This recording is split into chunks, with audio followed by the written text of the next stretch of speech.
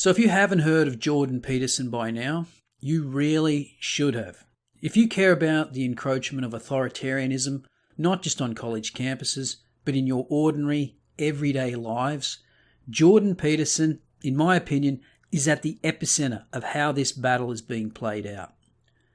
If ever there was a place to draw a line in the sand and say, no more, this is it. And that's exactly what Jordan Peterson has done. And as Peterson himself has noted, it's not just about the issue of non-binary pronouns or political correctness. It's the attack on freedom of speech more broadly that threatens our very way of life. All right, so I want to tell you a couple of things about what this isn't about as far as I'm concerned. Right. I'm not going to talk about sexual politics. It's not my primary concern. What I'm going to talk about is freedom of speech, and I want to tell you a few things about freedom of speech, okay? Because I've been thinking about this very carefully. I've been thinking about this very carefully over the last 2 weeks. And it's partly because of the videos that I've made.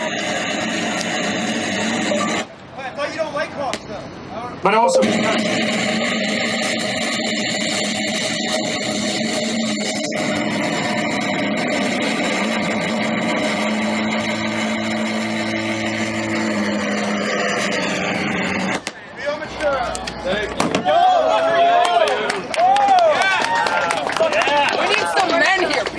Men need to stop this nonsense. He's brilliant. For real. He's brilliant.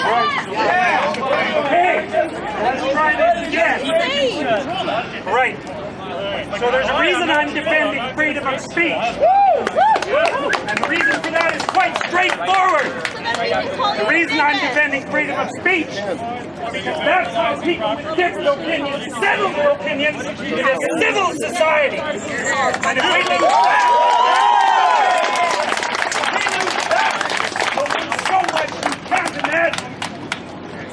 now here's what's happened with Bill C-16 and the surrounding legislation. Free speech is the mechanism by which we keep our society functioning. It's as a consequence of free speech and the ability to speak. People can put their finger on problems, articulate what those problems are, solve them, and come to a consensus. And we risk losing that. Now, you can say there should be reasonable restrictions on free speech, and that's the case. You shouldn't be allowed to yell fire in a crowded theater. And reasonable people can discuss and debate what those restrictions should be. But we can't debate the fact that putting restrictions on free speech is something dangerous beyond comprehension. And that's what we're faced with. Now, we've had laws passed in this country that regulate what people can say.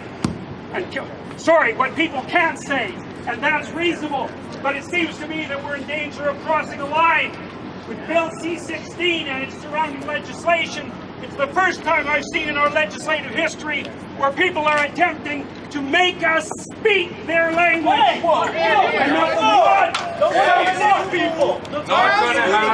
that's not something that I'm willing to do. Now, the radical left activists are trying to turn this into an argument about sexual politics. And it's only nominally about sexual politics. It's about language that's designed to control our freedom of expression.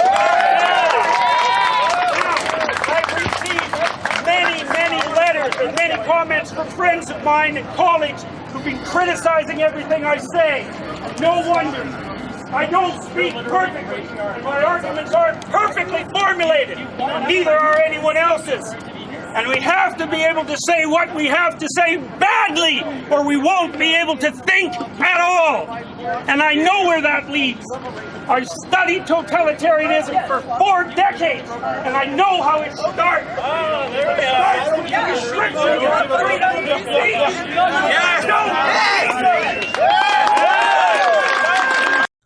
Now, maybe you think that sounds overly dramatic. Maybe you don't come in contact with university students. Maybe your workplace is a laid-back environment devoid of politically correct nonsense. But the longer it's allowed to creep into our laws, into our public institutions, sooner or later it will affect your life. The university is where things are going.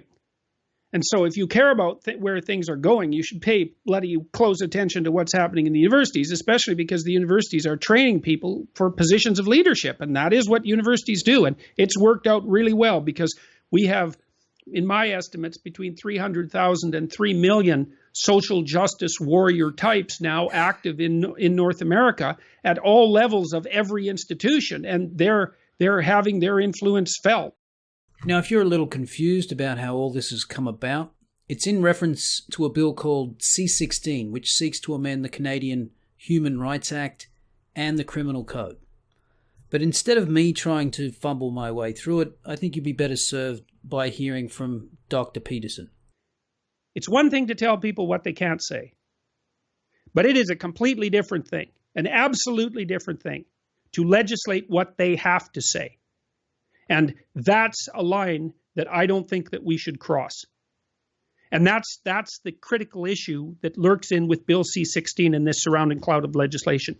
There is the inference and the demand, I would say, not inference, the stated demand that if someone wants to be addressed a certain way because they have certain emotional requirements, I am now legally compelled to comply with that. And that's what I won't do. And the fact that it has, at the moment, to do with issues of transgender identity, mostly that's a red herring, except that there are also reasonable debate to be had about the whole issue of biology, sexuality, and culture, and the attempt to ram through a particular conception of that into legislation and policy far too rapidly and in a staggeringly ill-advised manner. And that's the problem. This legislation seeks to mandate how you address someone, and if you don't comply, there's the threat of legal action. But rather than have a conversation about this issue, as Peterson is trying to do, the social justice warriors go straight to rule number 1 in the social justice playbook and try and shut down any type of thoughtful conversation. Thank you very much, Archbishop.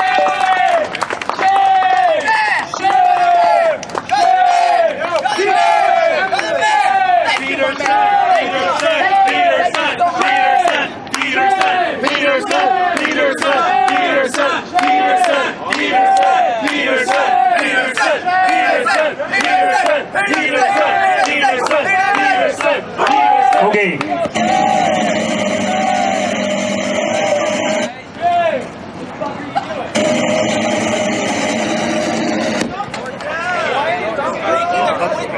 Well, as you can see, the opponents of free speech are capable of making a lot of inarticulate noise.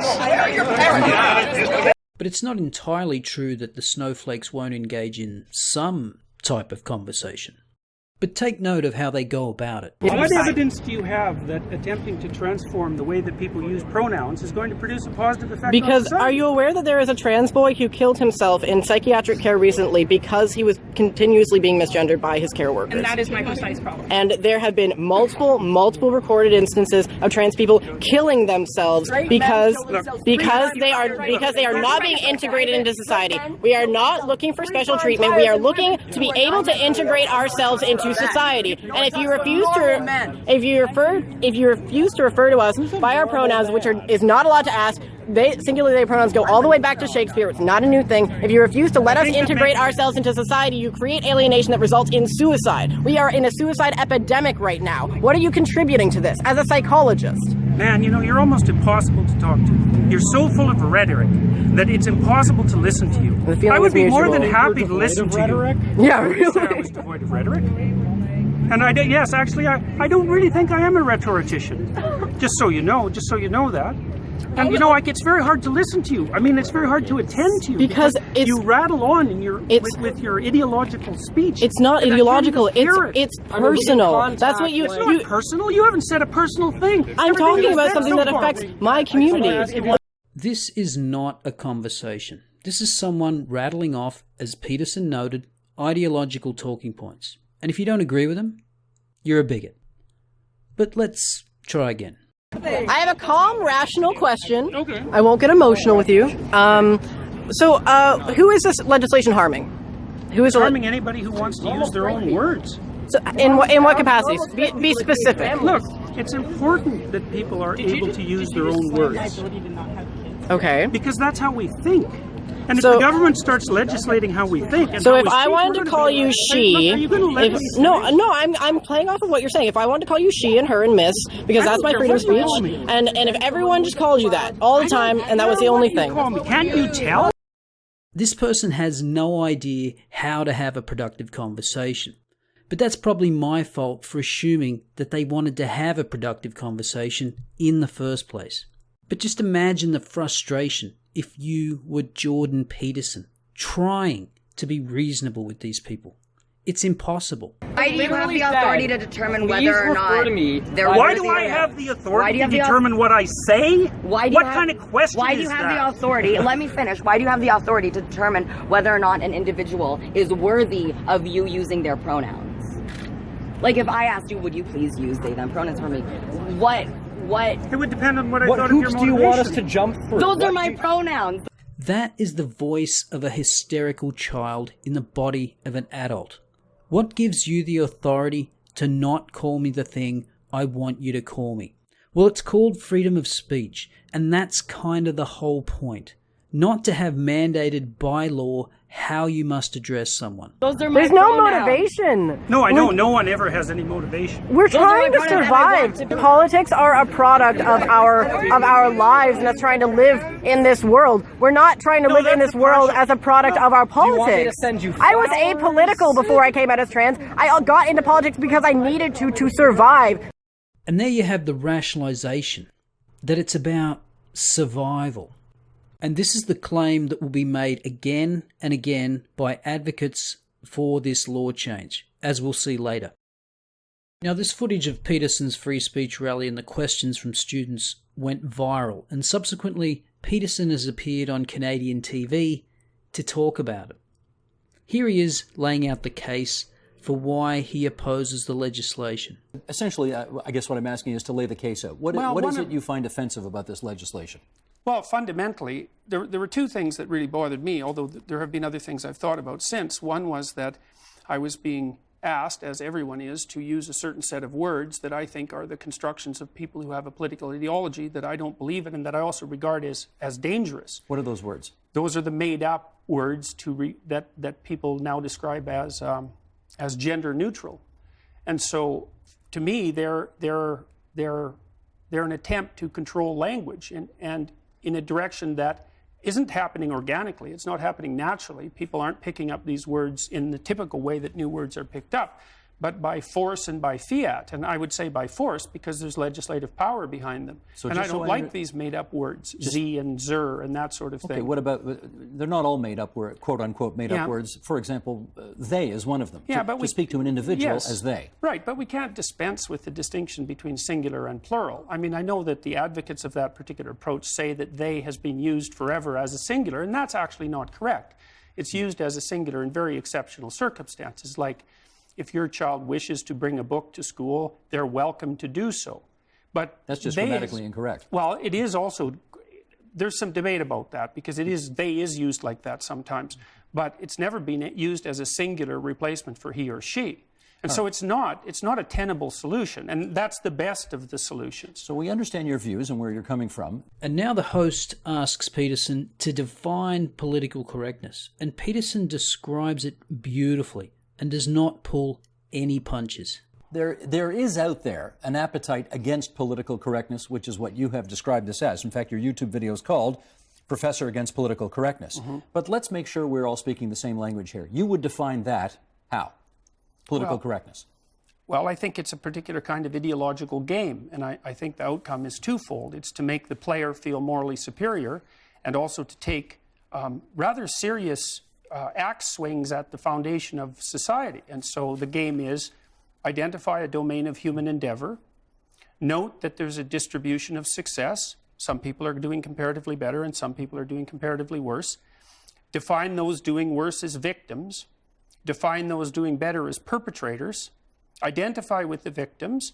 have yourself a set of enemies handy to vent your resentment on, feel good about it, even though it didn't really require any work on your part, and then endlessly repeat. And that's why I've seen that happening on campuses in particular for the last 30 years. Now, if that sounds familiar, that's because it describes the modern grievance monger to a T, whether they be radical feminists or Black Lives Matter activists. Or maybe it sounds familiar because you've read the Communist Manifesto. But now let's hear from the other side. The issue of so-called non-traditional pronouns goes together with non-traditional gender identities. New York City, for example, recognizes 31 such gender expressions. In other words, besides man and woman, there are 29 other gender expressions. For example, pangender, queer gender, gender fluid, cross-dresser, bigendered, gender blender, and the list goes on. And Nicholas, this is where I want to bring you into the discussion because you teach this. You teach trans studies. So if you would, give us a brief primer on so many gender identities that, in your view, require non-traditional pronouns. Basically, it's not correct that there is such a thing as biological sex. And I'm a historian of medicine. I can unpack that for you at great length if you want, but in the interest of time, I won't. No, I'd say the reason you won't do that is because it's an extraordinary claim that requires extraordinary evidence. Evidence that you don't have. But continue. So that's a very popular misconception. So essentially, when in my transgender studies classes, what we're doing is looking at actual research and identifying ways that current social issues related to trans people or things that are associated with trans, such as free speech arguments and claims, how that connects to the way that people are thinking, the way that research has been framed, the histories of Give us some of the other pronouns that one would hear, typically. I don't focus on pronouns because pronouns are actually part of a cisnormative culture. So what we do is learn about... Well, I'm going to stop you right there. Yes, I was just about to explain. Good. So we don't start from a cisnormative perspective because that can't actually go very far. What does cisnormative mean? So I'm going to start us there. Cisnormative is basically the very popular idea and assumption that most people probably have, and definitely that our structures convey, that there is such a thing as male and female, that they connect to being a girl or a boy or a man or a woman. And then sometimes that will also recognize intersex or trans people or transsexual people, as you mentioned, because that's sometimes also referred to as a gender binary. So anything that fits within a gender binary can work within cisnormativity. Okay. But cisnormativity is basically that everyone assumes that there is male and female, and so very little is actually looked at to understand what's actually the case. And scientists have been doing this for at least over 50 years. Your view would be it's much more complicated than that. Right, it's not my view. I just know that for over 50 years, scientists have shown that that's not true, and yet our social systems haven't been able to find a way to address the level of complexity that people actually experience. Can I step in, Steve? Stand by for a second, because I want to let everybody else get in first, And I then we'll get interrupt you either, so. Could you be more of an obnoxious, condescending asshole? He didn't interrupt you. He asked a question. And why wouldn't he, given the diatribe of shit that just escaped your smug, shit-eating mouth? And how do you relate to the experiences that we have heard arise during this debate where gender identities and pronouns are up for grabs, if you like? I'm very skeptical of the ideology surrounding gender identity. I don't believe there are 29 plus gender identities or genders. I believe there's male and female, and then there's somewhere in between, and most people fall along that. And just people who are in between does not constitute a new gender. There are two genders, period. And that is biologically a sound argument to make, just because the argument that was made earlier in the show is that, or it wasn't an argument, but a claim that there is no such thing as biological sex. Well, that's simply not true. But at the end of the day, you know, a personal pronoun preference still is a preference for what language other people use. And at the end of the day, I don't have ultimate control over what Dr. Peterson, what the language he chooses to use, or anybody else for that matters. That's up to them. So it appears that Theron didn't get the memo about biological sex not being real, nor does she subscribe to the pronouns school of grievance mongering.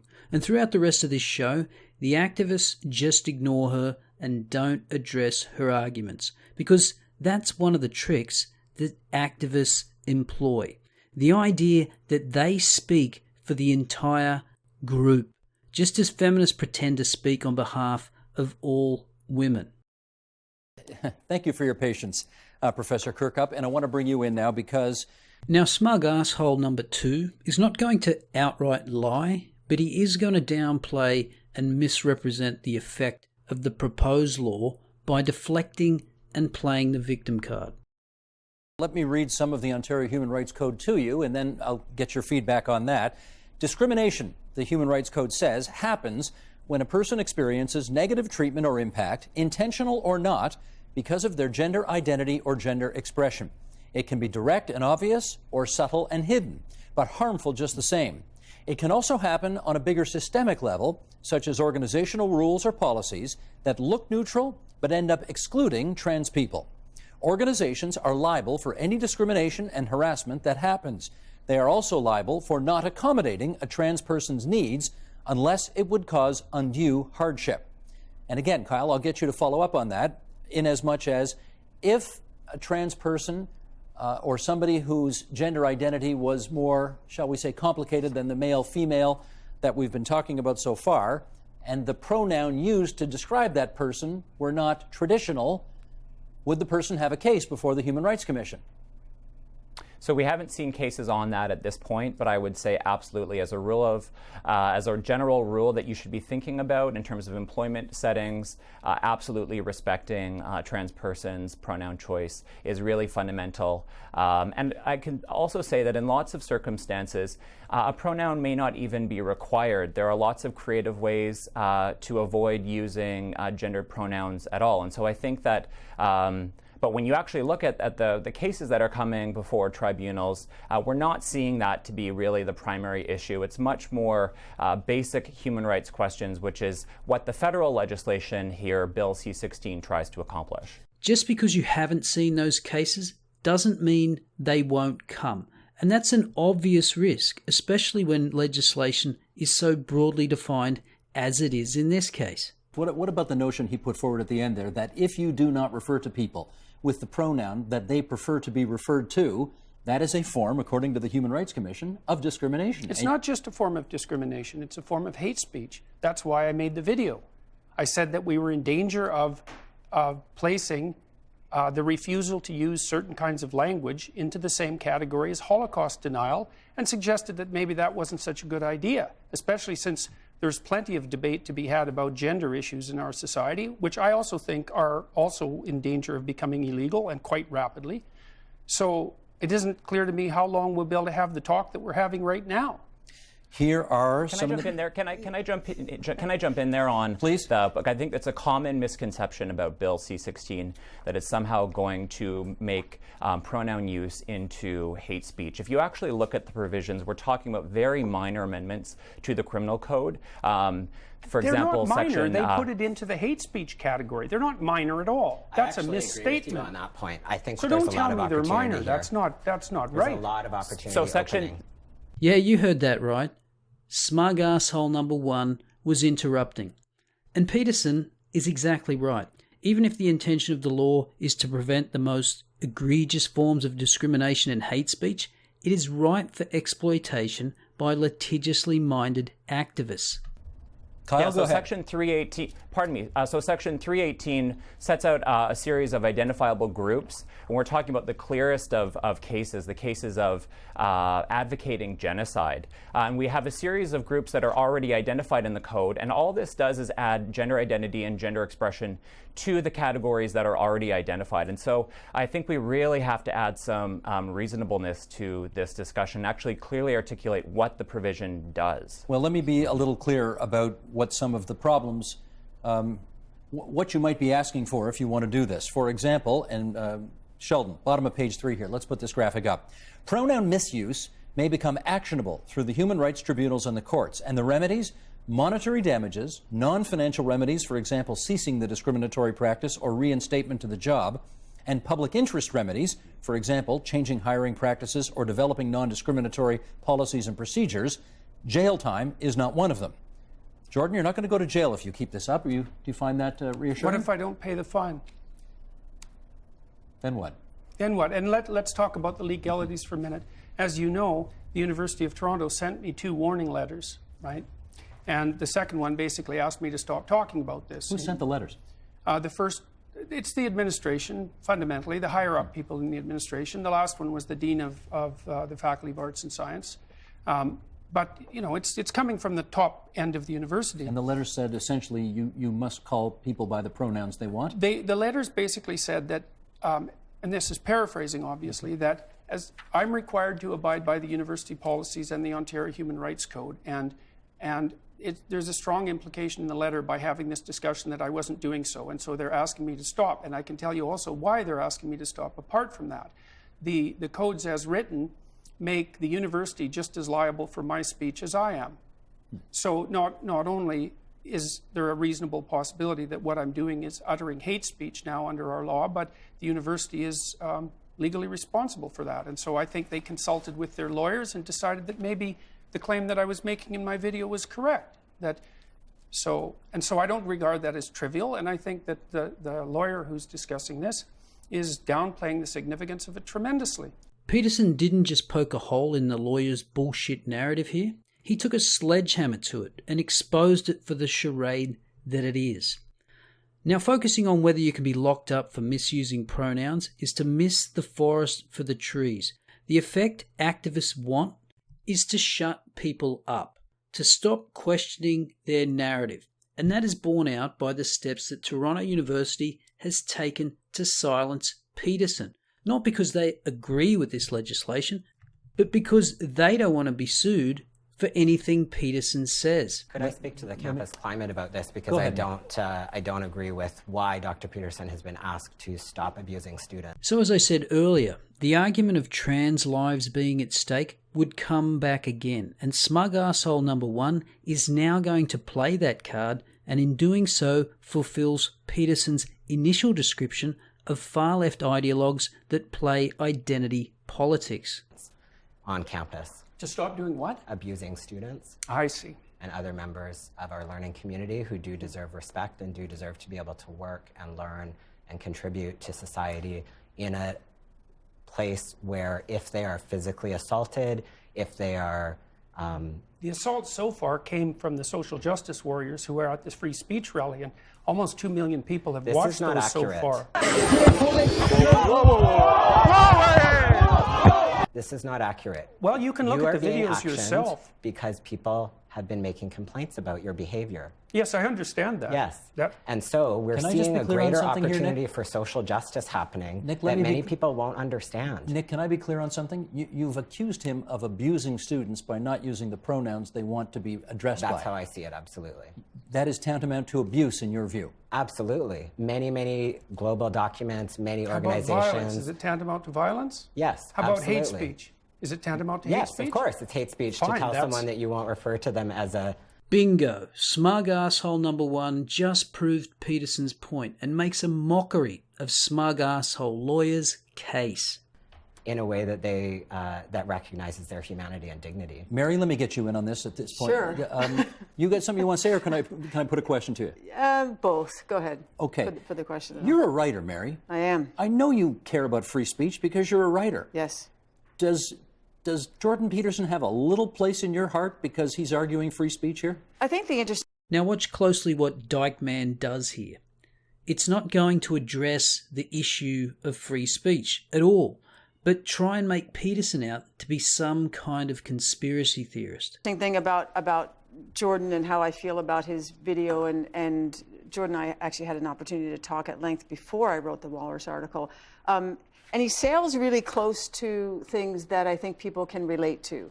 And I think that we all want to have, an open discourse. We want conversations to unfold. We want people to feel like if they have something to say, if they have a question, they can ask it, that they're not going to be censored. But he sails really close and then right past it. And that's where he and I part ways. Because what I don't really understand is when you listen to the video, he piles a lot of things into the basket of using the pronouns that people want. And it seems to me, and you can correct me if I'm wrong, but one of his anxieties, and he talks about being fearful and anxious in his video, that somehow there's a cabal of trans activists who have so much power that they are going to basically, using the pronouns that people want and capitulating to these demands, sort of pulls out the Jenga, the critical Jenga piece of the Western canon, right? I mean, basically, Jordan is arguing that this is going to create chaos and anarchy, and that it's essentially a Marxist plot that is there to sow violence and there to sow confusion and topple any kind of hierarchy. Can I just jump in there for a second? Is that an accurate characterization of your view on this? I listened really closely to that tape. Okay. I think it is. Is it, in your view, has she accurately characterized where you're coming from? It's not a transsexual cabal by any stretch of the imagination. Is it a cabal of radical left-wingers?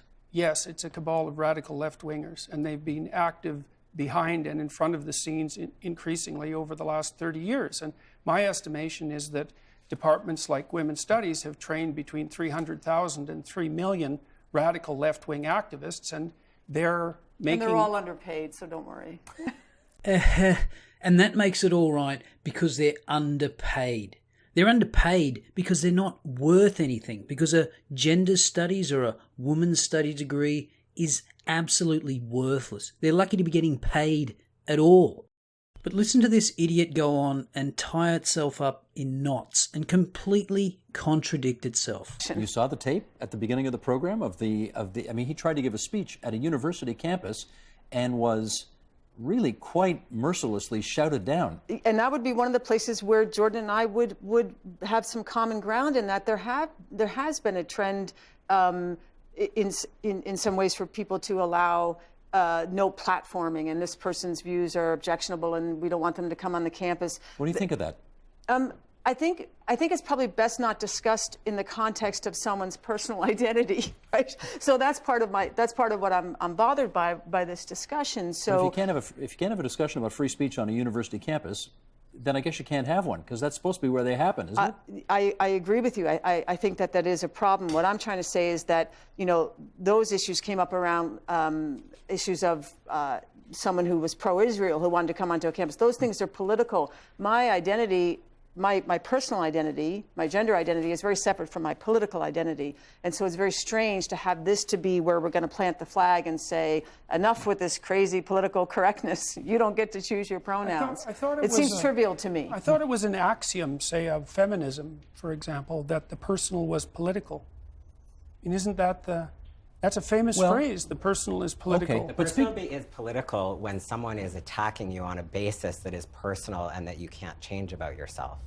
That is political. And that's when people sometimes become politicized, is when they realize that no matter what they do in the world, there will be people who will continue to attack them on racist grounds, on gender and sexual violence grounds, and that's why people start to fight back, and that's why people object. And your attempts to regulate my language use, and I don't care about your language use. I care about the safety of the people who are being harmed. I know people who make your kinds of arguments are always concerned with other people's safety.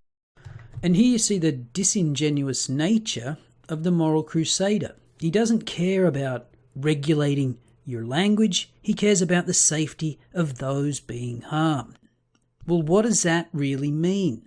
Well, it means whether his claims about safety are warranted or not, and in this case they're at best greatly exaggerated, he's willing to sacrifice yours and everybody else's free speech for his faux cause. A cause, remember, that doesn't represent the transgender community. The person who sent that Facebook message thinks that we're partaking in transphobia just by having this debate. I hope that's not the case. But I wonder if you could give us your explanation for why some people adamantly refuse even to have this discussion, that the notion of having this discussion is somehow transphobic. I think it has to do with there's a lacking when it comes to actually being able to defend your points through argument. So if you open up the discussion for argument, they know they will lose. I think it's absolutely ludicrous and insane to say that having this discussion is by default transphobic. And there you have it, straight from the mouth of a trans person. If this discussion was so harmful for trans people, then how is Theron able to participate in a calm, rational manner? Now, no doubt trans people face a disproportionate amount of discrimination and higher rates of suicide, but if you're unable to accept that a conversation about the validity of laws mandating language use of your preferred pronouns is too difficult to handle, then discussion is the least of your problems. At some point, we cannot, as a society, continue to indulge everyone's insecurities and fears. We have to equip people with the ability to face up and deal with realities that they may find uncomfortable. And thankfully, people like Jordan Peterson are drawing a line in the sand and saying, no more. This is what he's prepared to do. Jordan, let me read this tweet to you and I'll get you to respond to it because I think it's instructive of the conversation that just took place between the two of you. Can someone please explain to Jordan B. Peterson that there's a difference between freedom of speech and freedom from consequence? Do you agree there's a difference? Well, certainly there's a difference. And are you prepared to suffer the consequences that society may deem you need to suffer because of your views? Yes, I'm prepared to do that. What does that entail? Are you open to learning? Well, hang on. That's not the question. Hang on, that wasn't the question. It's That's true. Right. Well, so what am I willing to do? Well, I think that the Ontario Human Rights Tribunal is probably obligated by their own tangled web to bring me in front of it.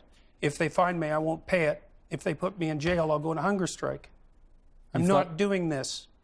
And that's that. I'm not using the words that other people require me to use, especially if they're made up by radical left-wing ideologues.